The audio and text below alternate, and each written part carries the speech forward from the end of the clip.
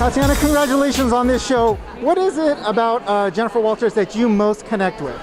I think that she's just a very human person who is just really focused on her job and is kind of bad at her life, but like an incredible lawyer, incredibly smart.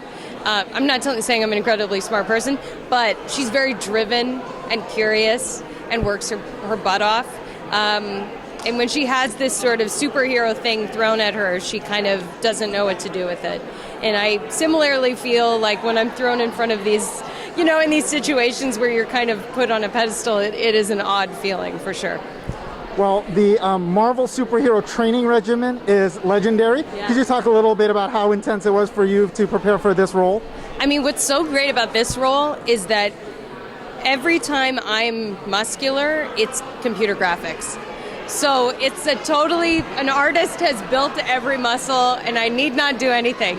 And what's also fun is that I got to work with the stunt team when we were building the vocabulary of movement for She-Hulk. It was less about making her look cool and more about how does she walk as this 6'7" person who's new to her body?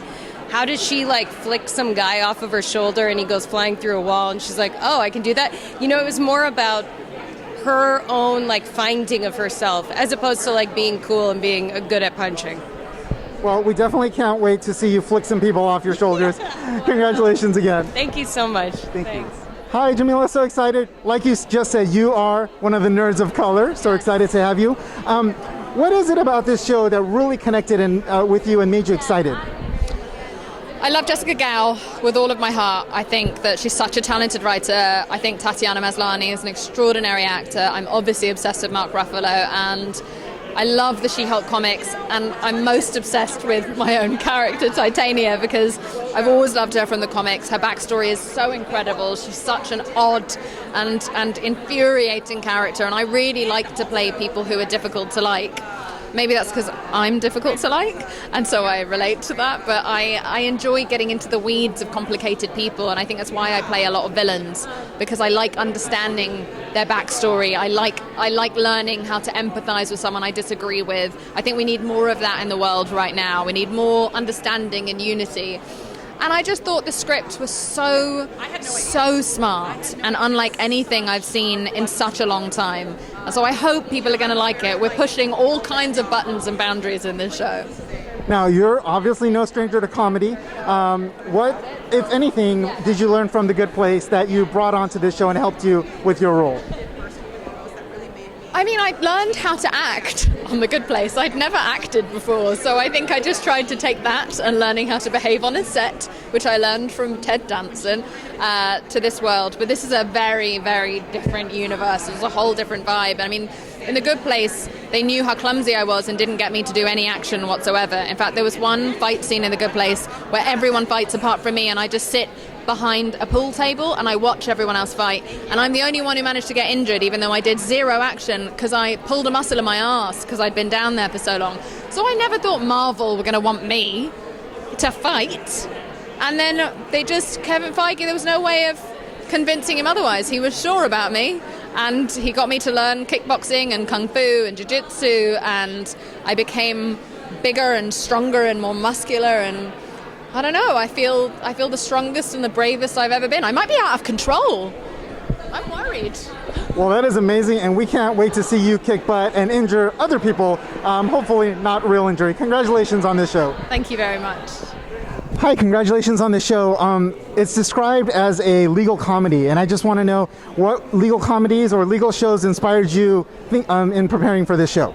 I would say Ally McBeal was the biggest comp for this, and although it's very different than Ally McBeal, we definitely reference it and watched it and loved it. Legally Blonde a little bit too.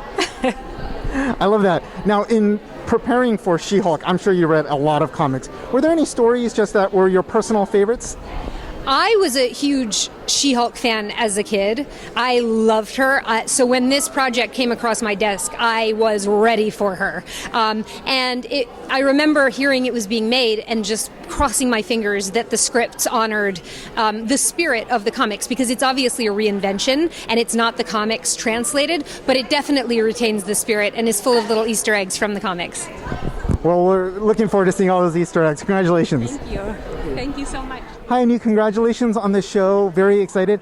I'd love to hear your thoughts on what makes Tatiana such a perfect Jennifer Walters She-Hulk. She is, I mean, Tatiana is so funny. Like, she is such a brilliant comedic actor, and I'm so excited for people to see that side of her. And she infuses everything with such truth. Like, she's just an incredible actor. Like, every day working with her, I was like, it was truly the gift of my life to work with her, and I'm not being hyperbolic. Like, she's incredible, and she loves Jen so much, and so I'm really hoping people fall in love with her as Jen Walters. Now, this show is being described as a 30-minute legal comedy. For your own inspirations and personal favorites, what are some of your favorite comedies that you draw from or loved personally? Related to She-Hulk, or? Just personally in general. Oh my God. Well, I mean, this is so different. I'm actually working on the show now, so it's top of mind, but I should really talk about Marvel. That's okay. We want to hear about it. I mean, I like watch so many half-hour comedies, but this show, I will say, this show is very different than anything Marvel has done before, and I just am excited for people to see this kind of tone in the MCU. But I don't know. Like, have you seen The After Party? Yeah, I love it. I love their structure is so unique and interesting. I love it. I mean, this isn't that show, but I'm working on that show right now, and I'm like watching it, so that show's on my mind. Well, we're excited to see this, and like you said, a new tone in Marvel. Congratulations on the show. Thank you so much. Thank you. Chairman Gao, we're so excited. I know that I've heard you say when this show was announced, you had to be working on the show. Why do you love She-Hulk so much?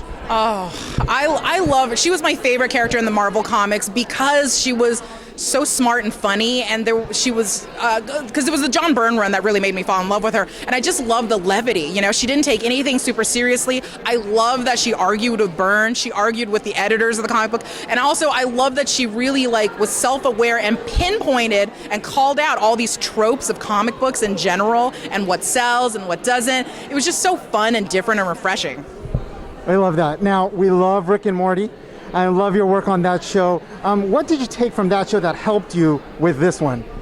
I think the thing that I learned the most about writing for Rick and Morty and working under Dan Harmon was that you don't have to stick with an idea that's just good enough, or you don't have to stick with an idea that feels right because it's already been done and it's familiar territory. Like, he really pushed me to kind of eschew the first, second, and third idea and really push to take it even a step further and then take that a step further. Well, that's amazing. We're so excited. Congratulations on the show. Thank you. Fanboys, professional artists, and professors. Maybe a nerd who's just like you, talking about the things that you like too. So I invite you to the NOC. In full color, you see me. The Hard Knock